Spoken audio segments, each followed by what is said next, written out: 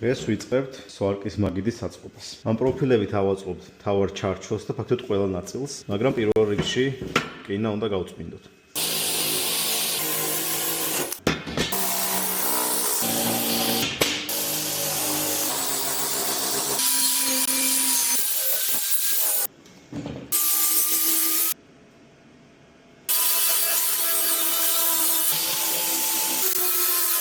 კინა გავასუფთავეთ, ახლა უნდა დავიწყოთ ჩარჩოს აწყობა.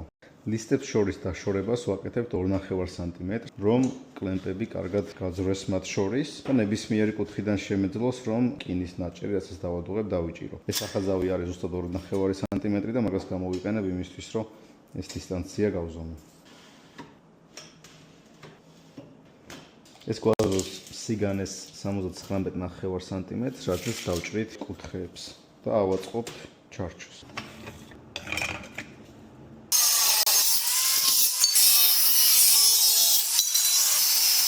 ჩარჩო გვაქვს, ახლა ვიწყებთ შედუღებას. დავამაგრე პროფილები, ვამოწმებ კიდევ ერთხელ, რომ ყველაფერი არის ნამდვილად მართი კუთხე.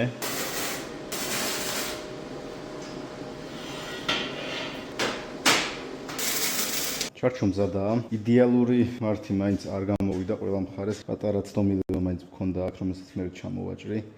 95%-ით არის ალბათ სწორი, მაგრამ არ აუშავს. პირველი მაგიდაა და სწავლობთ. ახლა დავამაგრებ ზედაპირებს.